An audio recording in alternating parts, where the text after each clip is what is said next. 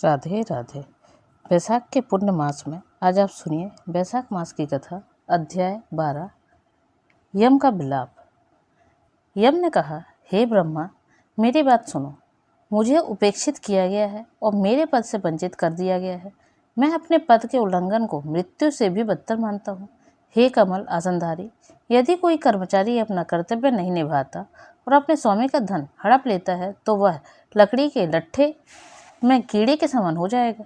हे पृथ्वी के स्वामी, जो बुद्धिमान व्यक्ति लोभ के कारण अपने स्वामी के धन का दुरुपयोग करता है वह निम्न प्राणी के रूप में पुनर्जन्म लेता है और 300 कल्पों तक नरक में रहता है। हे कमल जनित, यदि कोई कर्मचारी अपने काम में रुचि न रखे और उसे ठीक से ना करे तो उसे भयानक नरकों की यातनाएं सहनी पड़ती है। तब वह कौवे के रूप में पुनर्जन्म लेता है। जो अपने स्वार्थ में लिप्त होकर अपने स्वामी के काम को बिगाड़ता है वह पापी आत्मा है। वह घरेलू चूल्हे के रूप में पुनर्जन्म लेता है और 300 कल्पों तक इसी अवस्था में रहता है। जो कर्मचारी अपना काम करने में सक्षम है लेकिन घर बैठता है वह बिल्ली के रूप में पुनर्जन्म लेता है। हे प्रभु, मैं आपके आदेशानुसार न्याय के आधार पर प्रजा को अनुशासन में रखता हूँ, योग्य को उसके गुणों के कारण और पापी को उसके पापी कर्मों के कारण। कल्प की शुरुआत में धर्मशास्त्रों के ज्ञान से परिपूर्ण ऋषियों ने विस्तार से विचार विमर्श किया। उन्होंने मेरा द्वारा दंड के रूप में दी जाने वाली यातनाओं का निर्णय किया। मैं आपका हूँ, फिर भी मैं आपकी आज्ञा का पालन करने में असमर्थ हूँ। पृथ्वी पर आपके आदेश का उल्लंघन राजा कीर्तिमान ने किया है। हे जगत के स्वामी, मुझे उसके भय लगता है और वह कहीं विराजमान है और वैशाख के पवित्र अनुष्ठानों की सहायता से सागर से घिरी पृथ्वी पर शासन कर रहा है। लोगों ने सभी धार्मिक अनुष्ठानों का त्याग कर दिया है। वे पूर्वजों की पूजा करने नहीं करते। उन्होंने पवित्र अग्नि की सेवा छोड़ दी है। वे तीर्थ यात्रा जैसे धार्मिक अनुष्ठान भी नहीं करते।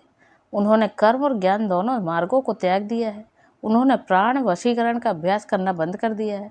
वे होम और वेदों का ध्यान नहीं करते हैं और अनेक पाप करते हैं। फिर भी वे वैशाख अनुष्ठान करके विष्णु लोक जाते हैं। वे लोग अपने पिता और दादाओं के साथ वहाँ जाते हैं। इतना ही नहीं, सभी मृत पूर्वजों के माता पिता, उनके नाना और अनेक पिता और अन्य लोग जाते हैं। वे अपने साथ कई और लोगों को भी ले जाते हैं जिनमें उनकी माताओं के पूर्वज भी शामिल हैं। हे प्रभु, एक और मुसीबत, एक और कष्ट है। अपने प्रियजनों के पिता भी मेरे कर्मों का हिसाब मिटाकर विष्णु लोक में जाते हैं। हे प्रभु, जो पुत्र अपने पूर्वजों के बीज से किसी दासी के गर्भ में धारण करता है वह भी विष्णु लोक जाता है। मनुष्य धर्म करता है और उसी को उसका फल मिलता है, परंतु यह नियम टूट जाता है। जो सर्वज्ञ है, जो परिवार में सर्वज्ञानी हो जाता है, वह पिता और माता दोनों ही 26 पीढ़ियों से अधिक का उद्धार करता है। हे प्रभु, यह पर्याप्त से भी अधिक है। हे प्रियतम, अपने प्रियजनों से उत्पन्न सभी संतानें विष्णु के सर्वोच्च लोक में जाती हैं। मुझे इस प्रकार के कार्य की सेवा में कोई लेना देना नहीं है।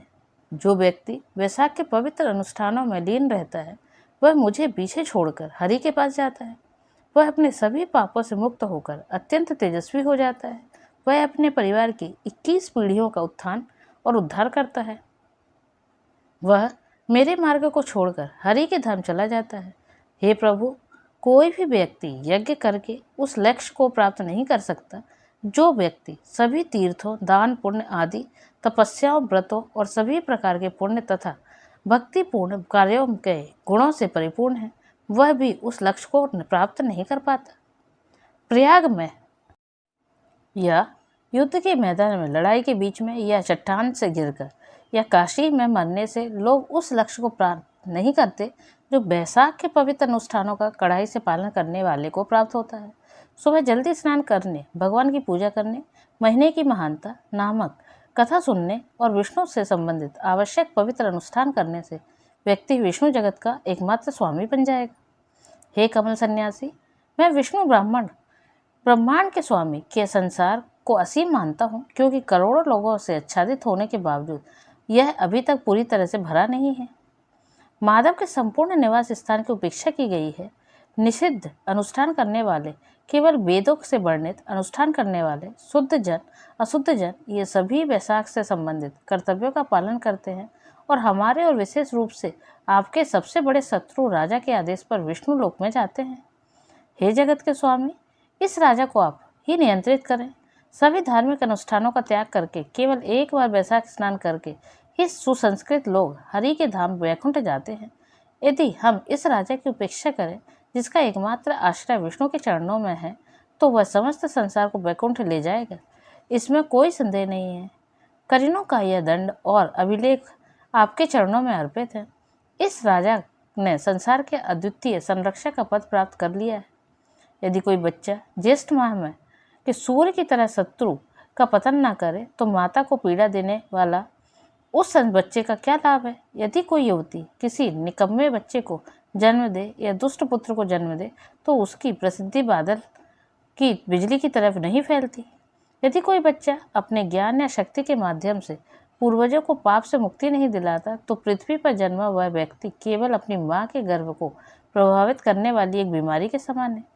यदि कोई पुत्र सुगुण, धन और प्रेम की प्राप्ति के मामले में कुटिल आचरण करता है, तो भले लोग उसे माता का हत्यारा कहते हैं, वह सर्वोत्कृष्ट नीच व्यक्ति होता है।